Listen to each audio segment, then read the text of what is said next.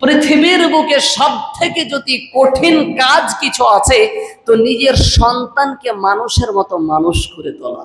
একটা সন্তান, দুইটা সন্তান, তিনটি, চারটি, পাঁচটি সন্তানের মাথা ব্যথা করে দেয়। কিন্তু আল্লাহ তাআলা বলছেন ওয়ালা ইয়াউদুহু হিফযুহুমা, আল্লাহ তাআলা আসমান ও জমিনের রক্ষণাবেক্ষণ করে কিন্তু কোন রকমের ক্লান্ত হয় না। একটা ভুলের জন্য সারা জীবনটা যে ইসলামের জন্য ব্যয় করে দিয়েছেন, তিনিও ভয়ে কাঁপতে থাকবে, আল্লাহ তাআলার দরবারে যাবে না। আর আজ আমাদের উঠতে বসতে চলতে ফিরতে এনি টাইম যেন সর্বসময় আমরা গুনার মধ্যে, পাপের মধ্যে লিপ্ত আছি। আল্লাহ তাআলা বলছেন ইয়ালামু, আল্লাহ তাআলা জানেন মা বাইনা আইদিহিম ওয়া মা খালফাহুম, যা তোমরা প্রকাশ্যে সম্মুখে গুনাহ করো, কর্ম করো, কাজ করো, সেটা নেকি হোক বা গুনাহ হোক, ওয়া মা খালফাহুম, এবং তোমরা যা পিছনে করো, পশ্চাতে করো, সেটাও ইয়ালামু, আল্লাহ তাআলা জানেন। আল্লাহ তাআলা আপনি সম্মুখে যে কর্মটা করছেন আর রাত্রে 12টার সময় মোবাইলের মাধ্যমে যে গুনাহ করছেন সেটাও আল্লাহ তাআলা জানেন। সম্মুখে যেটা করছেন এবং যেটা লুকায়িত ভাবে করছেন সেটাও কিন্তু আল্লাহ তাআলা জানেন। এই ক্ষমতা আল্লাহ তাআলার আছে যেটা অন্য কারণে। এই রমজান মাসে গত জুমা এখানে আমি এক জুমাতে খুতবা দিয়েছিলাম যে তাত্তাকুনের, আমি এটা বিস্তারিত আলোচনা করেছিলাম মুত্তাকিন, পরহেজগার, ভালো মানুষ হওয়ার। যে রমজান মাসে যে আমরা ভালো মানুষ হই এটা কিন্তু আর 11টা মাস আমরা ভালো হতে পারি না। কারণ রমজান মাসে আমরা সব কিছু খাদ্য থাকা সত্ত্বেও, বাড়িতে সব কিছু থাকা সত্ত্বেও এই 3 দিন থেকে মনে হচ্ছে যে আমরা রোজা অ্যাকচুয়ালি রাখছি। এর আগে তো ঠান্ডাতেই পার হয়ে গেছে, এই 2 দিন থেকে পানির আসল মর্মটা বোঝা যাচ্ছে। কিন্তু এত রোদ্রে কর্ম করার পর তৃষ্ণা পাওয়া সত্ত্বেও, পিপাসিত হয়ে যাওয়ার সত্ত্বেও আমরা পানি পান করি না কেন? কারণ আল্লাহ তাআলা দেখছেন, আল্লাহ তাআলা দেখছেন, সম্মুখেও দেখছেন, পশ্চাতেও দেখছেন, আল্লাহ তাআলা আসমান থেকেও দেখছেন। চারিদিক বন্ধ, কোনো দিক খোলা নেই, তবু সেই জায়গাতেও আল্লাহ তাআলার ইলম আছে যে ফাতেমা বাড়ির ভিতরে ঘরে রুমের মধ্যে কি করছে সেটাও তিনি জানেন, আব্দুল্লাহ বাইরে কি করছেন সেটাও তিনি জানেন। এই রমজান মাসে যতটা আল্লাহ তাআলার প্রতি আমরা ভরসা করি, আমরা অন্যান্য মাসে এতটা করতে পারি না। 11 মাস রাত্রি বেলায় হোক, দিনে হোক, লুকিয়ে হোক, সম্মুখে হোক, আমরা গুনাহ করতে থাকি। আল্লাহ তাআলা বলছেন ইয়ালামু মা বাইনা আইদিহিম ওয়া মা খালফাহুম ওয়া লা ইউহিতুনা বিশাইইন মিন ইলমিহি ইল্লা বিমা শাআ ওয়াসি'a কুরসিয়্যুহুস সামাওয়াতি ওয়াল আরদ। আল্লাহ তাআলা বলছেন আল্লাহ তাআলার কাছে যত ইলম আছে, আল্লাহ তাআলা সমস্ত ইলমে তাকে আয়ত্ত করে আছে। পৃথিবীর বুকে আল্লাহ তাআলার ইলম কেউ নিতে পারবে না ইল্লা বিমা শাআ, যতটা তিনি জ্ঞান মানুষকে দিবে তার থেকে বেশি পাবে না। আল্লাহ তাআলা অন্য জায়গায় বলছেন ওয়ামা উতিতু মিনাল ইলমি ইল্লা কলিলা, আমি তোমাদেরকে সামান্যতম জ্ঞান দিয়েছি। আমার যতটা জ্ঞান আছে তোমাদেরকে আমি সামান্যতম জ্ঞান দিয়েছি। আল্লাহ তাআলা আয়াতুল কুরসির এখানে বলছেন যতটা আল্লাহ তাআলা আপনাকে জ্ঞান দিবেন তার বেশি আপনি জ্ঞান নিতে পারবেন না। যতটা আল্লাহ তাআলা আপনাকে দিতে চাইবে ততটাই আল্লাহ তাআলা দিবেন। ইল্লা বিমা শাআ ওয়াসি'a কুরসিয়্যুহুস সামাওয়াতি ওয়াল আরদ ওয়া লা ইয়াউদুহু হিফযুহুমা ওয়া হুয়াল আলিয়্যুল আযীম। আল্লাহ তাআলার আসমান ও জমিনের মধ্যবর্তীতে আল্লাহ তাআলার এই কুরসিতে আরশে চতুর্দিকে ছড়িয়ে আছে। শুধু তাই নয়, ওয়া লা ইয়াউদুহু হিফযুহুমা ওয়া হুয়াল আলিয়্যুল আযীম। আর আল্লাহ তাআলা এই আসমান ও জমিনের রক্ষণাবেক্ষণকারী, তিনি এতে ক্লান্ত হন না। তিনি হচ্ছেন সম্মানিত সুমহান। আসমান ও জমিন এই যে মধ্যবর্তীতে, এই মসজিদে মাত্র একটা কাতারে আপনার 40 জন মুসল্লি ধরে। ইমাম সাহেবকে 40 জনকে ঠিক করার জন্য 40 রকমের ফান করতে হয়। কে যে কোন ধরনের মানুষ, কে কখন কোন রকম কথা বলবে, ইমাম সাহেবকে প্রস্তুতি নিয়ে থাকতে হয়। আমরা একটা প্রতিষ্ঠান যখন চালাই, তখন প্রতিষ্ঠানে যদি 100টা ছাত্র থাকে তো 100টা বাড়ির হয়, 100 রকমের মস্তিষ্কের হয়। এই ছাত্রকে কন্ট্রোল করতে, বা যদি পিতার একটাই সন্তান আছে, সেই সন্তানকে কন্ট্রোল করতে এতটা কঠিন মনে হয় যে সেই পিতা বলতে বাধ্য হয় যে আমি বেঁচে থাকা চেয়ে মরে যেতাম তাও ভালো হতো, তার একটা সন্তানকে শুধু কন্ট্রোল করার জন্য। পৃথিবীর বুকে সব থেকে যদি কঠিন কাজ কিছু আছে তো নিজের সন্তানকে মানুষের মতো মানুষ করে তোলা। এটা হচ্ছে পৃথিবীর সব থেকে কঠিন কাজ। কেন, কোনো ছেলে যদি কোনো অন্যায় কাজ করে আর তার পিতা থাকা সত্ত্বেও অন্যায় কাজ করছে, তখন জানতে হবে ওই পিতার কথা তার সন্তানের উপরে চলে না। একটা সন্তান, 2টা সন্তান, 3টি, 4টি, 5টি সন্তানের মাথা ব্যথা করে দেয়। কিন্তু আল্লাহ তাআলা বলছেন ওয়ালা ইয়াউদুহু হিফযুহুমা, আল্লাহ তাআলা আসমান ও জমিনের রক্ষণাবেক্ষণ করে, কিন্তু কোন রকমের ক্লান্ত হয় না। কোন মানুষকে কি দিতে হবে, কার কতটা প্রয়োজন, কোন জায়গায় কি প্রয়োজন, কেমন ভাবে দিতে হবে, এটা আল্লাহ তাআলাই ভালো জানেন। আল্লাহ তাআলা যা করেন তিনি সেটা ভালোই করেন। আমি আগে একটা, যদি দুনিয়ার বুকে মানুষকে ভগবান বানিয়ে দিত আল্লাহ তাআলা একদিনের জন্য, তো সবার রুজিও কেড়ে দিত। আপনি কি বলবেন? আপনাকে যদি সময় দেওয়া হয় যে এই 20টা মানুষ আছে, এদের দায়িত্ব তোমাকে দিলাম, তোমাকে আনন্দ করতে হবে, পারবেন? আপনি বলে দিলেন যার যা ইচ্ছা আনন্দ সে যেন সেইটাই পায়। আপনাকে আল্লাহ তাআলা অতটা ক্ষমতা দিয়েছে, যার যে আনন্দ, যেটা সে চাইবে সেটাই যেন পায়। আপনি এই কথাটা বললেই হয়ে যাবে, এটাই আপনি বলুন। আপনি যদি সবাইকে আনন্দ দিতে চাইবেন তবু আনন্দ পাবে না। সে হয়তো আমার বোনকে ভালোবাসে, সে হয়তো আমার ভাগ্নিকে ভালোবাসে, আর আরেকজন হয়তো আমার স্ত্রীকে ভালোবাসে, আমি হয়তো আরেকজনের বোনকে ভালোবাসি। যদি আমি বলে দিই যে সবাই যেন আনন্দতে থাক, তখন দুনিয়াটা আরো মারপিট গন্ডগোল লেগে যাবে। পাশের বাড়ির ধান সিদ্ধ করেছে, সে বলছে আল্লাহ যেন রোদ হয়, একদম কঠিন রোদ, আমার ধানটা যেন 1 ঘন্টার মধ্যে শুকিয়ে যায়। আর পাশের বাড়ির উনি আগ্নেয় দহবের জন্য প্রস্তুতি নিয়েছে, সে বলছে আল্লাহ যেন পানি হয়, প্রচুর পানি হয়, যেন আমার এইটা।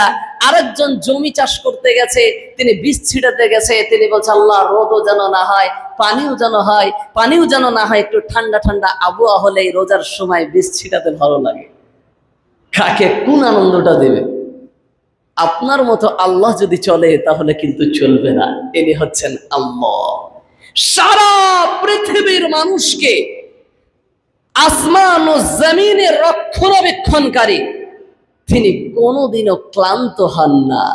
তিনি হচ্ছেন সুসম্মানিত, তিনি হচ্ছেন সব থেকে বড়ত্ব মর্যাদাবান, তিনি হচ্ছেন আল্লাহ, যিনি আমরা চাইলেই আল্লাহ তাআলার কাছে অনেক সময় সঙ্গে সঙ্গে পেয়ে থাকি, আবার অনেক সময় অনেক পরে পাই। এটা হচ্ছেন আল্লাহ। আমি কে? আমাকে কোনোদিন আমি জিজ্ঞাসা করিনি। কোনোদিন আপনি আপনাকে জিজ্ঞাসা করেছেন যে আমি কে?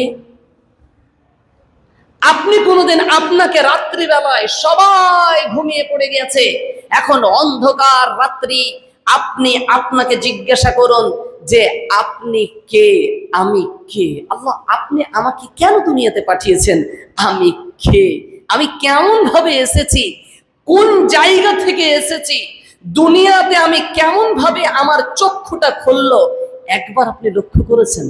করিনি।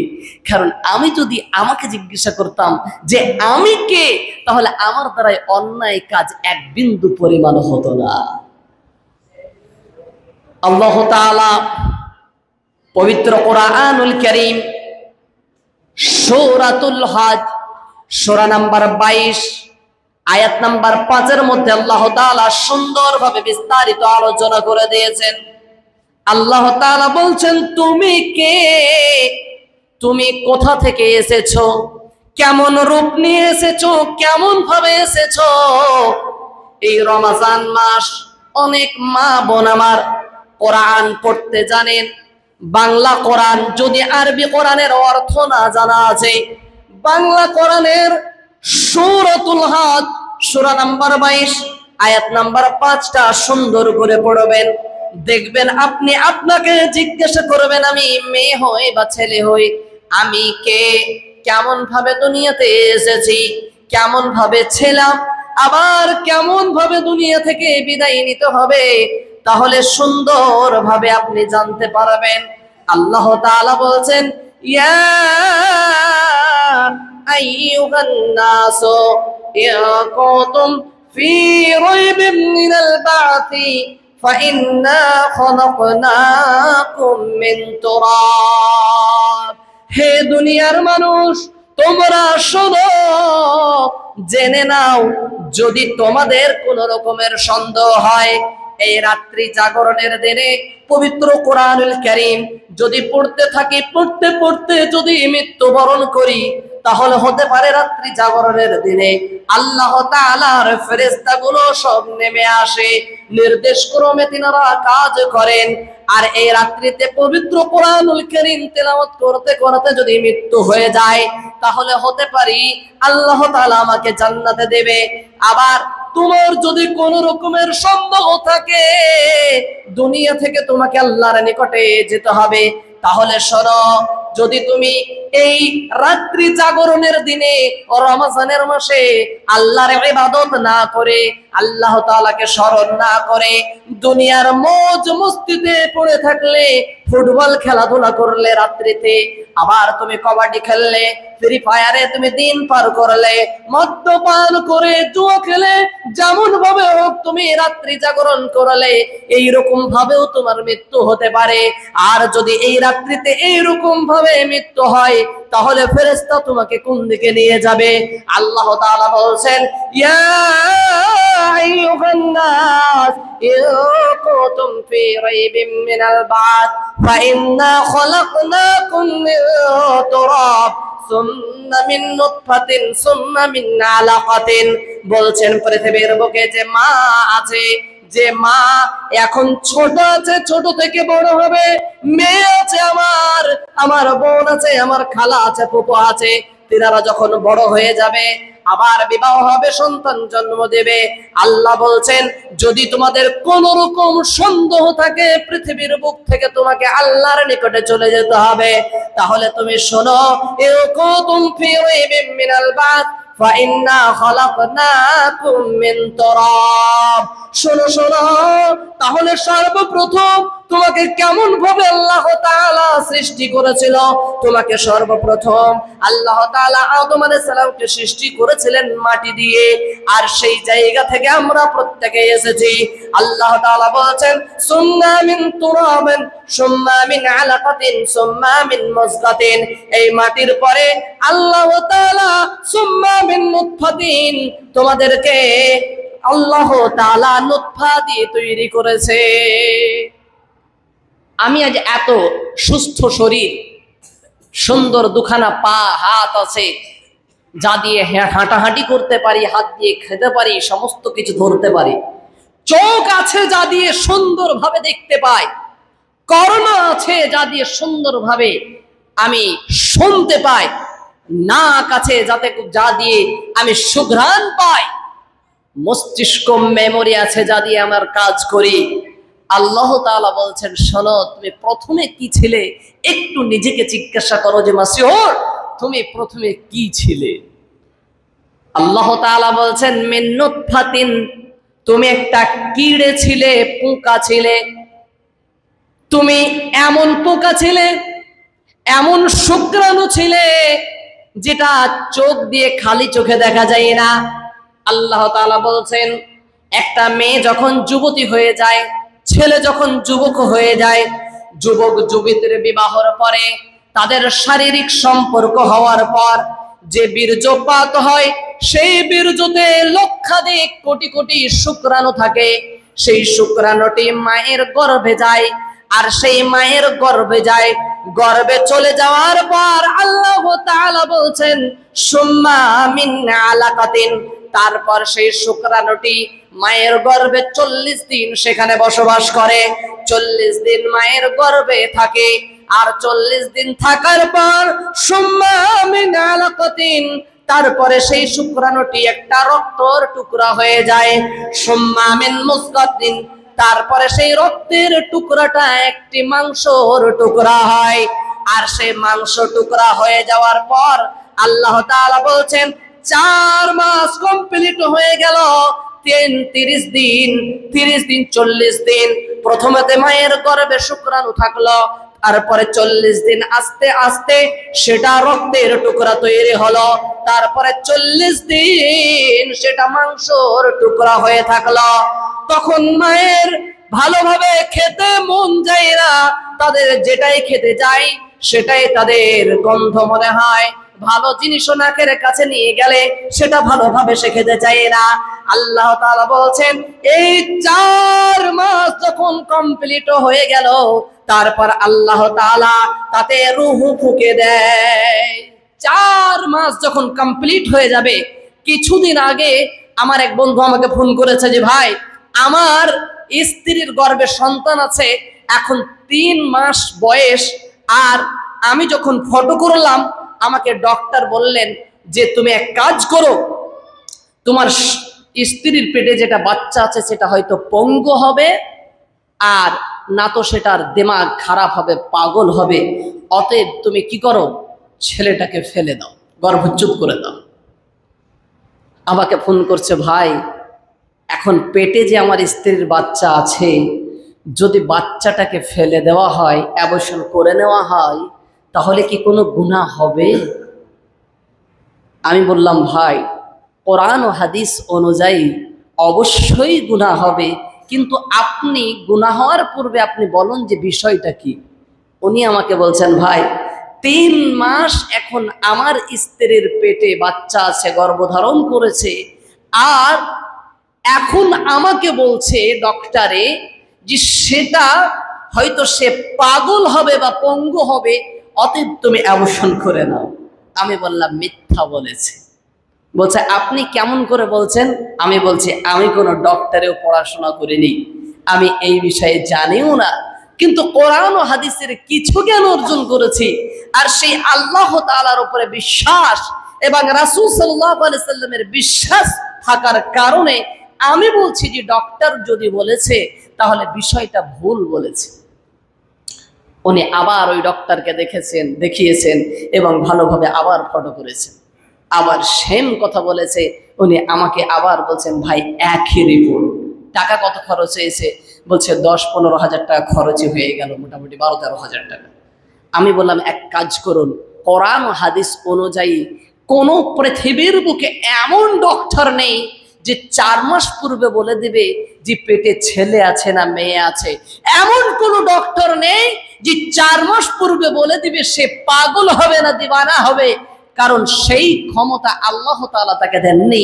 4 মাসের পূর্বে কেউ বলতে পারে না। তাহলে কি করব? আপনি এক কাজ করুন, অন্য ভালো ডাক্তারকে আপনি দেখান, আর ওখানে ভালোভাবে ফটো করে আমাকে জানান।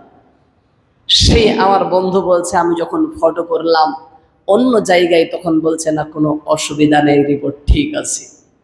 এবার উনি বলছেন, আপনি যে কথাগুলো বললেন আমি তো হয়তো আমার স্ত্রীর অবসর করতাম, সেটা কঠিন কষ্টকর হতো, আর দ্বিতীয়ত হতো আমার সন্তানকে আমি জিন্দা মেরে দিতাম, কিন্তু আপনি এটা জানলেন কেমন করে?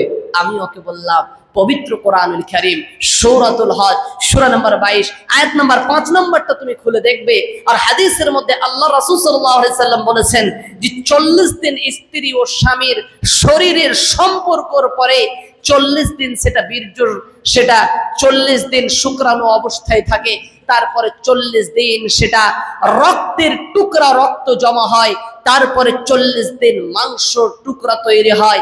আর এই 4 মাস পূর্বে আল্লাহ তাআলা তার পেটে আল্লাহ তাআলা রূহ, আল্লাহ তাআলা রূহের মাধ্যমে রূহ ফুঁকে দেওয়া হয়, ফেরেশতার মাধ্যমে রূহ ফুঁকে দেওয়া হয় যে এখন ওই ছেলেটি মেয়ে হবে না ছেলে হবে, ছেলেটি কোথায় মৃত্যুবরণ করবে, ছেলেটি কোথায় কি খাবে, তার এই জিনিসগুলো লিপিবদ্ধ করা হয়। 4 মাস পূর্বে পৃথিবীর বুকে এমন কোনো ডক্টর নেই যে বলে দিবে যে মায়ের গর্ভে কি আছে, কেমন হবে। আল্লাহ তাআলা বলছেন আমি তুমি কে একবার চিন্তা করো। আমি একটা কীড়া ছিলাম, পোকা ছিলাম, যেটা মাইক্রোস্কোপ ছাড়া আমার এই খালি চোখে দেখার ক্ষমতা ছিল না। আস্তে আস্তে আমি একটা রক্তের টুকরা তৈরি হলাম, আবার আস্তে আস্তে আমি একটা মাংসের টুকরা তৈরি হলাম। এবার আল্লাহ তাআলা তারপরে বলছেন মুযগাতিন মুখাল্লাকাতিন ওয়া গায়রা মুখাল্লাত। আল্লাহ তাআলা বলছেন ওই পরিপূর্ণ রক্তের মাংস বা অসম্পূর্ণ রক্তের মাংস আল্লাহ তাআলা সুন্দরভাবে এখানে বলে দিচ্ছেন, যদি ওই পরিপূর্ণ রক্তের মাংসটা যদি মাংসের টুকরাটা যদি পরিপূর্ণ হয় তাহলে তার সন্তান সুস্থভাবে জন্ম নেবে। আবার আল্লাহ তাআলা বলছেন যদি সেই মাংসের টুকরাটা পরিপূর্ণ না হয় তাহলে গর্ভচ্যুত হতে পারে, সন্তান মৃত্যুবরণ করতে পারে, সেটা পরিপূর্ণ নাও হতে পারে, এমন জন্ম নিতে পারে। আল্লাহ বলছেন এটা করার কারণ কি? আল্লাহ বলছেন লিনুবাইয়িনা লাকুম, যাতে করে তোমাদের কাছে এটা স্পষ্ট হয়ে যায় যে আমি একজন আল্লাহ আছি যিনি দুনিয়ার বুকে সুস্থভাবে সন্তান তার মায়ের গর্ভ দিয়ে জন্মগ্রহণ দিতে পারে, আবার আমি আল্লাহ যে পেটের মধ্যেই তার মৃত্যু দিতে পারে। আল্লাহ বলছেন লিনুবাইয়িনা লাকুম সুম্মা নুখরিজুকুম তিফলা সুম্মা লিতাবলুগু আশুদ্দাকুম ওয়া মিনকুম মান ইউতাওয়াফা ওয়া মিনকুম মান ইউরাদ্দু ইলা আরযালিল উমর। আল্লাহ তাআলা বলছেন তারপরে যখন পেটে বাচ্চাটি পরিপূর্ণ হয়ে যায়, সুম্মা নুখরিজুকুম তিফলান, তারপর আমি তাকে বাচ্চা হিসেবে দুনিয়ার বুকে নিয়ে আসি। আল্লাহ তাআলা বলছেন এর কোনো সঠিক মুদ্দাত সময় নেই। অনেকেই বলি 10 মাস 10 দিন পেটে গর্ভধারণ করেছে, কিন্তু আল্লাহ বলছেন ইলা আজালিম মুসাম্মা, যতদিন আমি চাইবো তোমার পেটে ততদিন থাকবে। 6 মাসেও সেটা পরিপূর্ণ সন্তান হয়ে জন্মগ্রহণ করতে পারে, 7 মাসেও পারে, 8 মাসেও পারে, 9 মাসেও পারে, 10 মাসেও পারে, আবার 10 মাস 10 দিনের থেকে অতিক্রম হতে পারে। আল্লাহ বলছেন ইলা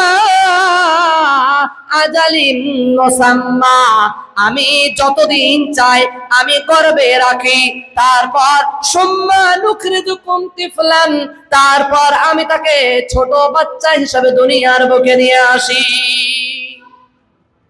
আল্লাহ তাআলা বলছেন এটা হচ্ছে তুমি যে কোন জায়গায় ছিলে, এবার কেমন ভাবে এসেছো দেখো, বাচ্চা তুমি এখন হলে।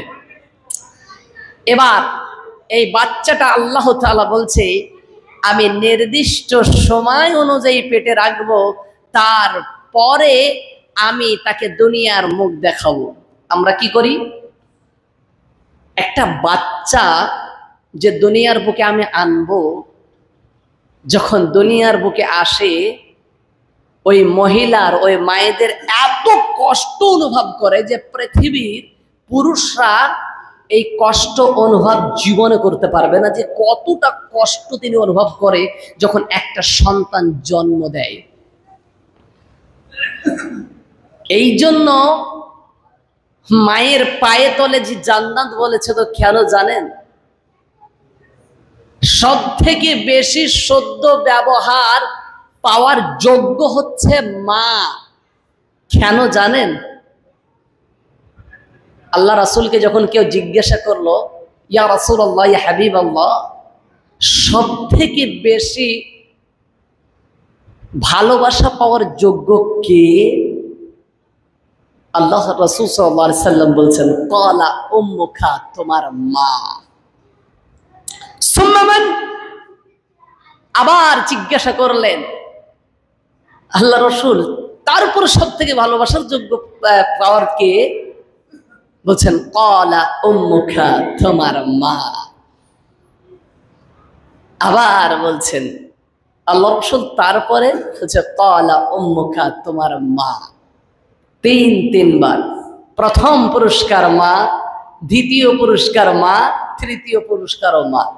বলছে আল্লাহ রাসূল, তারপরে ভালোবাসা পাওয়ার যোগ্য কে? ভালোবাসা পাওয়ার অধিকার কে রাখে?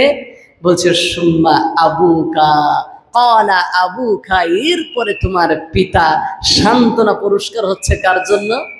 পিতার জন্য। প্রথম পুরস্কার হচ্ছে মা, দ্বিতীয় পুরস্কার হচ্ছে মা, তৃতীয় পুরস্কার হচ্ছে মা, আর সান্ত্বনা পুরস্কার হচ্ছে পিতা। কারণ সন্তান জন্ম দেওয়ার সময় মায়ের যতটা কষ্ট অনুভব করে, পৃথিবীর কোনো পুরুষ এতটা কষ্ট অনুভব জীবনে করতে পারবে না।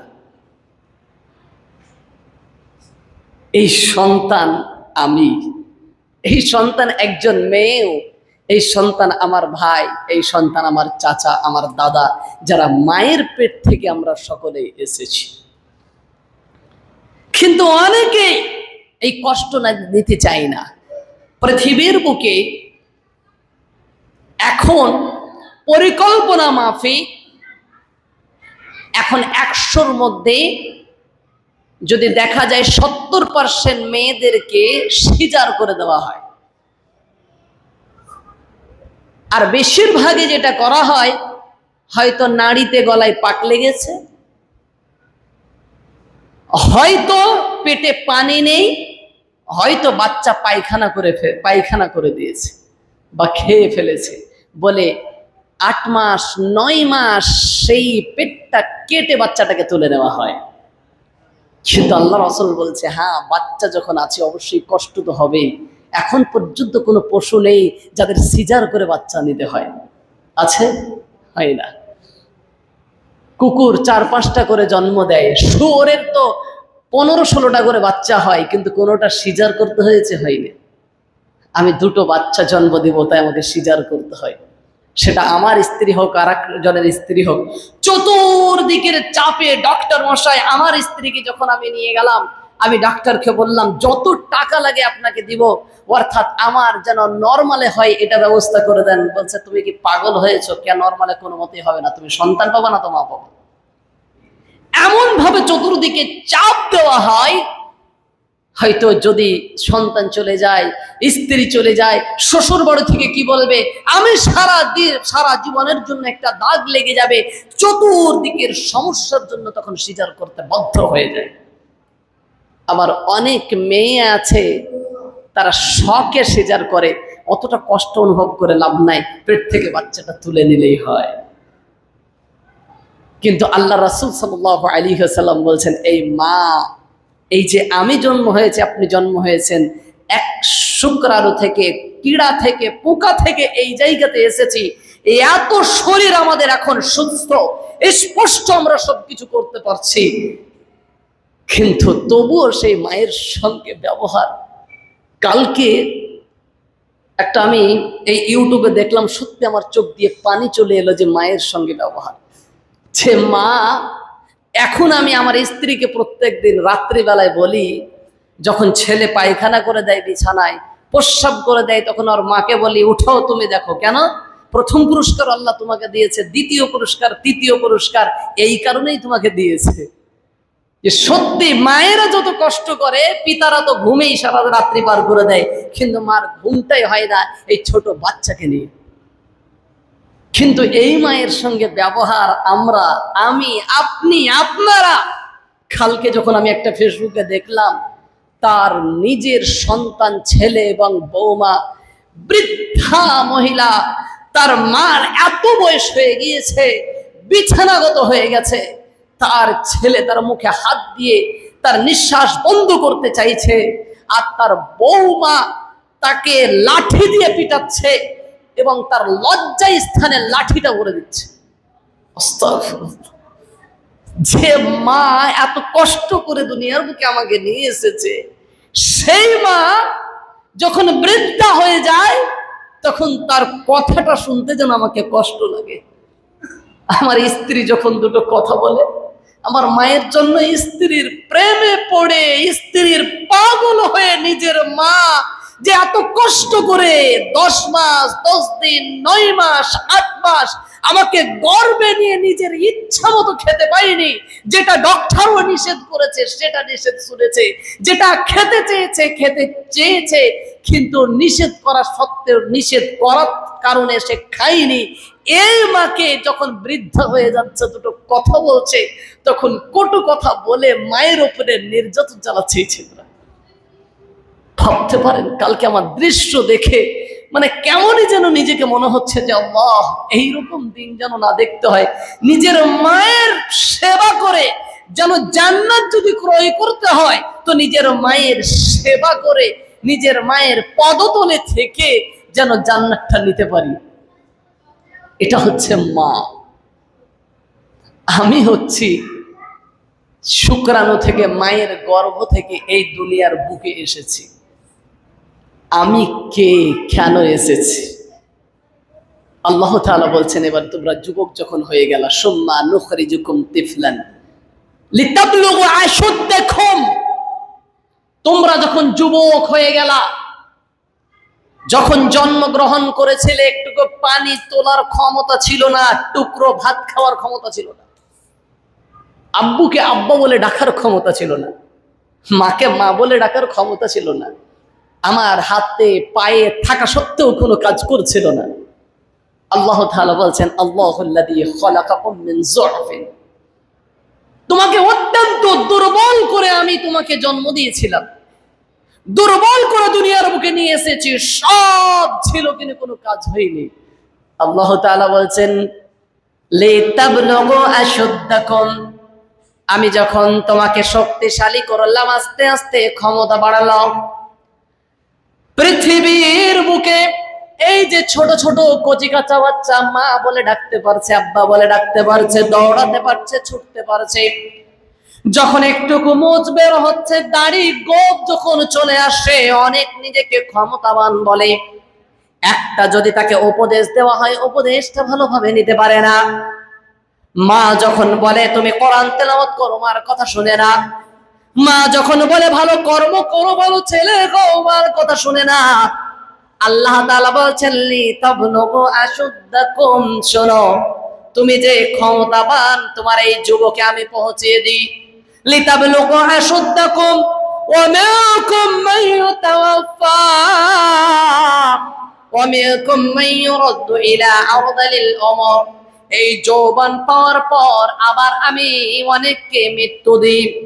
এখানে লোহাপুরে যদি আমি লক্ষ্য করি, অনেকেই চিনবেন এই আনার ডালিম, এর ছেলে সাহিল একবারে টকবুকে যুবক, এখনো আমার কাছে তার পত্রিকাটা আছে। এত টকবুকে যুবক শুধু রাস্তাতে গিয়েছে আর সেখানে অ্যাক্সিডেন্ট হয়ে গত কয়েক বছর হয়ে গেল মৃত্যুবরণ করেছে। এইরকম ভাবে অনেক যুবক আছো, তোমরা রাত্রিবেলায় ফুটবল খেলছো, খেলো, কোনো অসুবিধা নেই। তোমরা কবাডি খেলছো, খেলো, কোনো অসুবিধা নেই। তোমরা ইচ্ছা মতো মুম্বাই থেকে এসেছো, দিল্লি থেকে এসেছো, আল্লাহর মসজিদ এখনো তোমরা দেখোনি।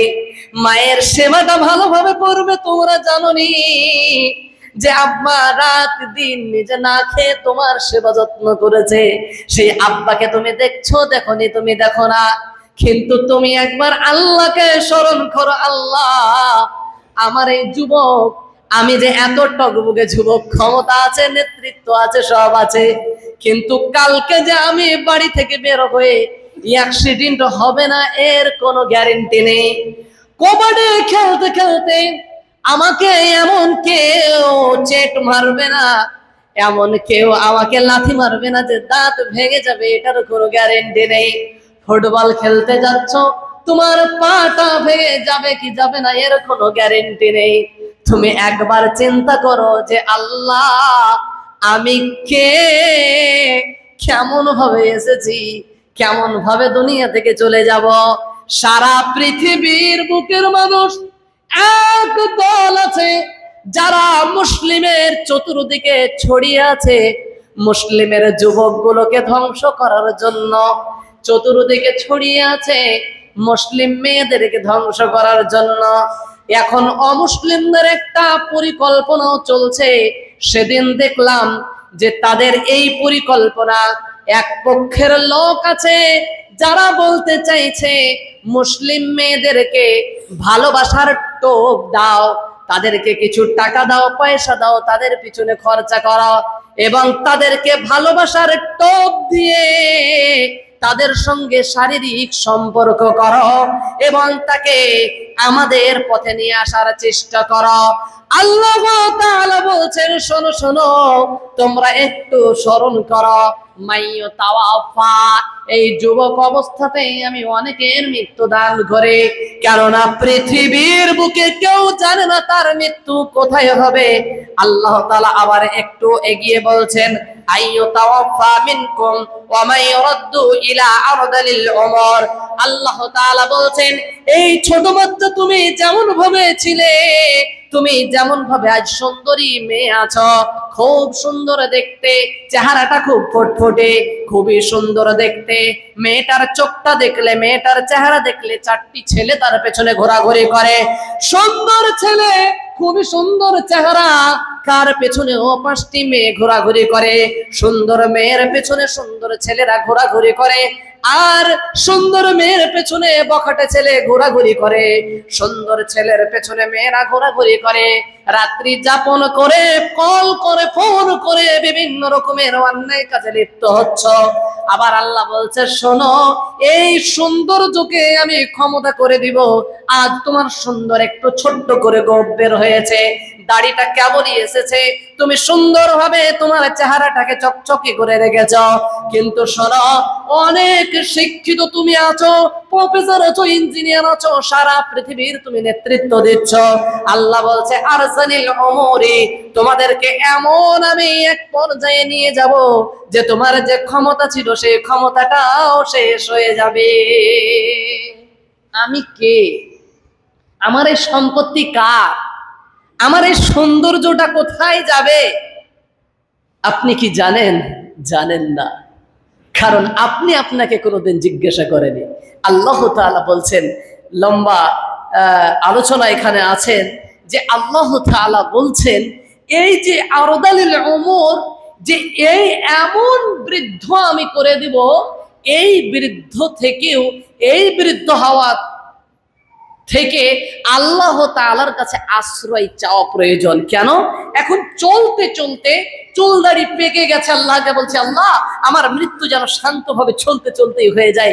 কেননা বিছানাগত যদি হয়ে যান, তো আপনি যে এত সম্পত্তি তৈরি করে গেছেন, ওই সম্পত্তির মালিকানা যে আপনার সন্তান, আপনার মেয়ে হবে, দুদিন বিছানায় পায়খানা করেন, আপনার ওই মেয়ে তো আপনার মেয়ে নয়, আপনার ছেলে তো আপনার ছেলে থাকবে না, আপনার বৌমা তো আপনাকে ওই তৃতীয় ঘরে ফেলে আসার চেষ্টা করবে। আল্লাহ বলছেন, আরদালিল উমর, এমন করে দেব যে তোমার টাকা সম্পদ থাকার কারণে তুমি নেতৃত্ব দিচ্ছিলে গোটা সমাজের, কিন্তু তোমার চক্ষু আমি এত ছোট করে দেব, তোমার পাওয়ার আমি এত জিরো করে দিব যে তোমার কাছেই তোমার ভাইয়ের ছেলে বসে থাকবে, কিন্তু তুমি হাতটা দিবার বলবা, আব্দুল্লাহ আছো না আব্দুর রহমান আছো। আমি কে? প্রত্যেকে একটু চিন্তা করবেন যে আমি কে। কারণ আপনি যদি চিন্তা করেন আমি কে, আমি কোথা থেকে এসেছি, যেতে হবে কোথায়, তাহলে আপনার দ্বারাই কোনোদিন অন্যায় কাজ হতে পারে না, আপনার দ্বারাই সারা দিনটা পার হতে পারে না অন্যায় ভাবে। সারা পৃথিবী যদি আপনি লক্ষ্য করেন, আমাদের একদল ছেলেগুলোকে নষ্ট করার জন্য পৃথিবীর নেতৃত্ব যারা দিচ্ছে তারা প্রস্তুত আছে, নেই? নেই? সরকার লাইসেন্স দেয় মদ বিক্রি করার জন্য, আবার তাদের মাধ্যমে হোম, তাদের মাধ্যমে আবার খোলা হয় মদ নেশা ছাড়ানোর জন্য। নেশা করানোর জন্য লাইসেন্স দিচ্ছে, আবার নেশা ছাড়ানোর জন্য জায়গা তৈরি করছে। পরিকল্পনা। যে বাড়িতে মদ বিক্রি হচ্ছে তার অপোজিট বাড়িতে লেখা আছে যে এখানে নেশা ছাড়ার ওষুধ দেওয়া হয়। ইয়াসিন মোল্লা যে বলে গেলেন না যে ব্যভিচার আপনাকে করার জন্য, করানোর জন্য পৃথিবীর বুকে সব ব্যতিব্যস্ত। কে জানে না যে মদটা খেলে মস্তিষ্ক বিকৃত হবে? কিন্তু আমাদের এক পর্যায়ের মানুষ যারা নেতৃত্ব দিচ্ছে, আপনার মস্তিষ্ক ঠান্ডা করার জন্য আপনাকে মদ এগিয়ে দেয়। আমাদের আজ হচ্ছে এপ্রিল মাসের 2 তারিখ। আমরা অনেক অনুষ্ঠানে আমরা যোগ দেই, কিন্তু জানি না যে অনুষ্ঠানগুলো আসল অনুষ্ঠান কি। এপ্রিল মাসের যদি একটা ঘটনা আপনি শোনেন, যে এপ্রিল ফুল কেন বলা হয় জানেন? মানে এপ্রিল ফুল মানে বোকা। স্পেনের একটা লম্বা ঘটনা আছে, আর সময় আজ হবে না, নাসিরউদ্দিন চলে এসেছে। লম্বা ঘটনা আছে স্পেনের, আমি সামান্য ছোট করে বলছি। এপ্রিল ফুল এর কারণেই বলা হয় যে মুসলিমরা তখন স্পেন বিজয়ী করার পর, 800 বছর রাজত্ব করার পর, তিনারা যখন কোরআন ও হাদিসের উপরে আমল করে দুনিয়ার বুকে চলাচল করতেন, তখন তাদের সম্মান, ইজ্জত সব কিছু একদম উচ্চ ছিলেন। কিন্তু তিনারা যখন কোরআন ও হাদিস ছেড়ে দিয়ে যখন দুনিয়ার লোভ, লালসা, ভালোবাসা, কামনা, বাসনার মধ্যে যখন পড়ে গেল, তখন তাদের মৃত্যু হয়েছিল কেমন ভাবে জানেন? এপ্রিল ফুল যাতে মুসলিমদের বোকা বানানো হয়, এই দিনে তাদেরকে স্পেনের বাদশাহ, সেই বাদশাহ তাদেরকে বলেছিল, তোমরা যদি রানী ইসাবিলার সঙ্গে বিবাহ করে, তিনারা এক জায়গায় 2 রাজ্যের 2 জন যোগ দিয়ে মুসলিমদেরকে বলেছিল, তোমরা যদি রক্ষা পেতে চাও অস্ত্র শস্ত্র ফেলে দিয়ে মসজিদে প্রবেশ করো।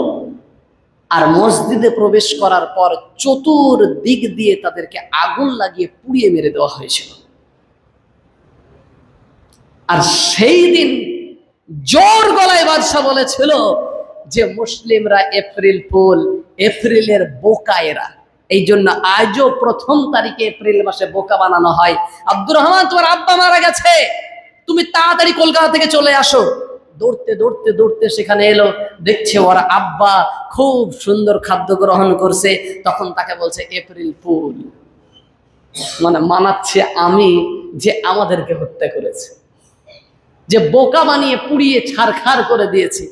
কোন জায়গায় কোনটা মানাতে হবে, কোনটা আমল করতে হবে, কোনটা কাজ করতে হবে, এটা দেখার কোনো আমাদের প্রয়োজন পড়ে না। আমি মুসলিম, আমাকে আনন্দ করতে হবে, আমি আনন্দ সর্বসময় জগানন্দ। ভাবতে পারেন যে আমি কে? যদি আপনি নিজেকে না চিন্তা করেন, তাহলে দুনিয়ার বুকে আপনি পরিবর্তন হতে পারেন না। আপনি যখন আপনাকে চিন্তা করতে পারবেন, আমি কে, আমি কেন এসেছি, কিসের জন্য দুনিয়াতে এসেছি, আমি আজ আছি কাল নেই, আজ সুস্থ অবস্থায়, যুবক অবস্থায় আমার চকচকে শরীর আছে, কালকে বৃদ্ধ হয়ে যাবে, আমার চামড়াগুলো নরম হয়ে যাবে, তখন আমার মান সম্মান থাকবে না। আমাকে ডাইরেক্টলি কেউ বলবে, আরে ও বৃদ্ধ হয়ে গেছে, ওর মাথা এখন খারাপ হয়ে গেছে, ওকে বাদ দেওয়ার কথা এমনি বলতে দাও। অতএব অবশেষে বলবো আমি কে এবং আল্লাহকে। এই আয়াতুল কুরসি আমাদের অনেকের মুখস্থ আছে, আবার অনেকের মুখস্থ নেই। আয়াতুল কুরসি যদি সকালবেলায় কেউ পড়ে, তাহলে সন্ধ্যা অবধি সে শয়তানের অনিষ্ট থেকে বেঁচে থাকে। সন্ধ্যাবেলায় যদি কেউ পাঠ করে, তাহলে সন্ধ্যা থেকে সকাল অবধি সে শয়তানের অনিষ্ট থেকে বেঁচে থাকে। আর এই আয়াতুল কুরসি যদি বিছানায় কেউ শোবার সময় পাঠ করে, আর এই আয়াতুল কুরসি যদি বিছানায় কেউ শোবার সময় পাঠ করে, তাহলে আয়াতুল কুরসির কথা বলা হয়েছে যে পাঠ করার কারণে আল্লাহ তাআলা আসমান থেকে রক্ষণাবেক্ষণ করার জন্য স্বয়ং ফেরেশতা আল্লাহ তাআলা পাঠিয়ে দেন, যে তার জন্য রক্ষণাবেক্ষণ করবে, তার বাড়িতে যেন চুরি চামারি না হয়, তার বাড়িতে যেন ডাকাতি না হয়। কারণ আল্লাহ রাসূল সাল্লাল্লাহু আলাইহি ওয়াসাল্লাম বুখারীর মধ্যে 2311 নম্বর হাদিসের মধ্যে লম্বা হাদিস বর্ণনা হয়েছে। আবু হুরায়রা রাদিয়াল্লাহু তাআলা আনহু তিনি বলছেন যে আমি একদিন, আমাকে আল্লাহ রাসূল এই রমজান মাসে, এখন যাকাত তো মানুষ চিনে না, যাকাত চিনেন? যাকাতের লোক পাওয়া যায় না, যাকাত যে কত বের হবে কিন্তু যাকাতের লোক পাওয়া যায় না। এখন একটা তরমুজ ক্রয় করলে সেই তরমুজের মধ্য অংশ, লাল অংশটা বের করে তার সবুজ অংশটা ফেলে দিই না? কেন ফেলে দিই? কারণ আল্লাহ ওই রকম ভাবে সেই সবজিটা তৈরি করেছে যাতে করে সবুজ অংশটা ছাগল, বকরি, ভেড়া, গরু, প্রাণী যারা আছে তারা খাবে। ওই রকম ভাবে আমাদের আম, কলা যদি খায় তার মধ্য অংশটা খেয়ে আমরা চতুর্দিকে চুকাটাকে ফেলে দিই। কেন? যাতে করে ওইটা খাওয়ারও একটা প্রাণী আছে। অর্থাৎ প্রত্যেকটা জিনিসের ওই রকম ভাবে আমরা মাছ যদি খাই তো মাছের পেটের অংশটা ফেলে দিই, কারণ আমাদের বাড়িতে মুরগি আছে, চিল, কাওয়া এগুলো আছে, তারা খাবে। আমরা যদি গরু জবাই করি তো তারও রক্ত ফেলে দিই, কারণ রক্তটা খাওয়া হারাম আছে, সেটারও খাওয়ারও একরকম প্রাণী আছে। আল্লাহ তাআলা বলছেন প্রত্যেকটা জিনিস তুমি তো ক্রয় করেছো, কিন্তু এই ক্রয় করেছো মানে সবটাই খাবে তা নয়, কিছু অংশ ফেলে দিতে হয়, কারণ ওই অংশটা খাওয়ার এক পক্ষ আছে। জাকাতে এখন মানুষ আমরা জানি না জাকাতটা কি। জাকাত বের করতে হয়, দিয়ে দিচ্ছি। জাকাতটা আপনার বের করা ফরজ। যদি জাকাত না বের করেন আপনি গুনাহগার হয়ে যাবেন। জাকাত না বের করলে আপনার সমস্ত মাল, যত মাল আছে এই সম্পদ হালাল থাকবে না, হারামে পরিণত হয়ে যাবে। এই জাকাতের মাল আবু হুরায়রা রাদিয়াল্লাহু তাআলা আনহু বলছেন, আমাকে আল্লাহ রাসূল সাল্লাল্লাহু আলাইহি ওয়াসাল্লাম এই জাকাতের মাল আমাকে রক্ষণাবেক্ষণ করাকারী হিসেবে রেখে দিলেন। আবু হুরায়রা বলছেন, আমি যখন জাকাতের মালের জন্য ওয়াক্কালানি, আল্লাহ রাসূল সাল্লাল্লাহু আলাইহি সাল্লাম আমাকে হেফাজতকারী হিসেবে রেখে দিলে, আমি রাত্রি বেলায় জাকাতের মাল আমি হেফাজত করেছি। এমন তো সময় একজন এলেন, আসার পর তিনি একটা আখাযাহু, তারপরে তিনি নিলেন তিনার হাতে এক মোটো মতো তার খাদ্যদ্রব্যগুলো নিতে লাগলেন। খাদ্যদ্রব্য নেওয়ার পর আবু হুরায়রা রাদিয়াল্লাহু তাআলা আনহু তিনার হাতটা খপ করে ধরে নিলেন। ধরে নেওয়ার পরে বলছে, তুমি কে? তিনি বলছেন, আমাকে ছেড়ে দিন, আমার সন্ততির উপরে আমার দায়িত্ব আছে, আমি খুব অভাবগ্রস্ত, আমার কাছে কোনো মাল নেই, আমার কাছে খাবারের জন্য, খাবার গ্রহণ করার জন্য কোনো খাবার নেই, আমাকে যেতে দিন। আবু হুরায়রা ছেড়ে দিলেন। ছেড়ে দেওয়ার পর সকালবেলায় আল্লাহ রাসূল সাল্লাল্লাহু আলাইহি সাল্লামের কাছে গেলেন। আল্লাহ রাসূল বলছেন, ইয়া আবু হুরায়রা, তোমার কাছে কালকে একজন লোক এসেছিল, বৃত্তান্তটি কি? সে বলল, একজন এসেছিলেন, আসার পর তিনি জাকাতের মালগুলো চুরি করেছিলেন।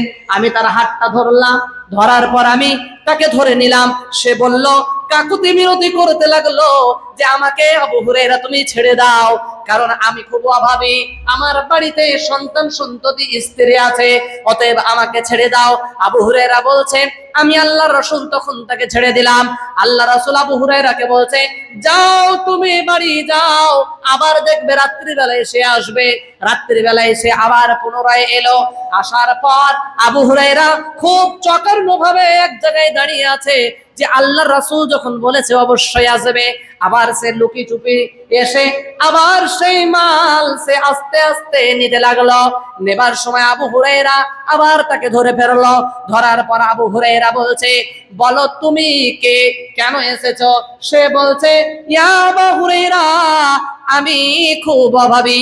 আবু হুরায়রা বলছে, তিনবার তোমার এই কথা বলা হলো, আমি তোমাকে কখনোই ছাড়বো না, আমি তোমাকে আল্লাহ রাসূলের কাছে আজকে অবশ্যই নিয়ে যাব।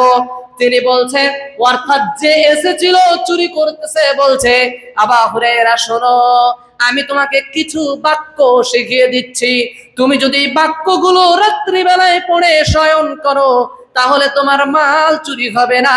স্বয়ং আল্লাহর তরফ থেকে একজন ফেরেশতাকে পাঠিয়ে দেওয়া হবে। আবু হুরায়রা বলছে তাহলে যাও, তোমাকে ছেড়ে দিলাম।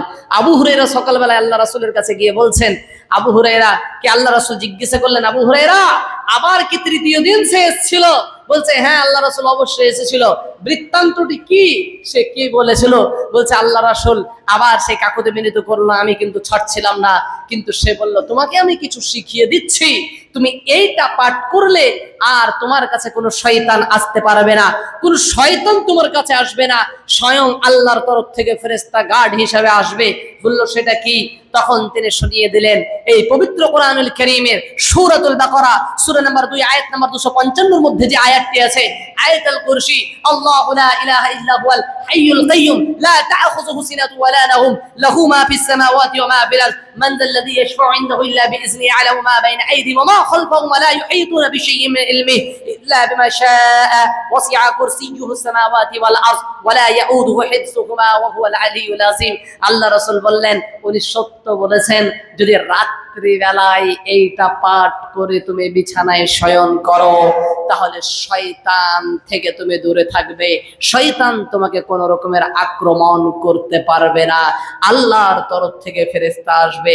আল্লাহ রাসূল বললেন ঠিকই বলেছে সে। আর শোনো, যে 3 দিন থেকে তোমার খাদ্য চুরি করতে আসছে তুমি কি জানো সেটা কে? বলছে সেটা হচ্ছে শয়তান, তোমার কাছে 3 দিন ধরে আসছিল। শয়তান মিথ্যাবাদী, ও মিথ্যাই বলে, কিন্তু এই কথাটা সে সত্য বলে গেছে।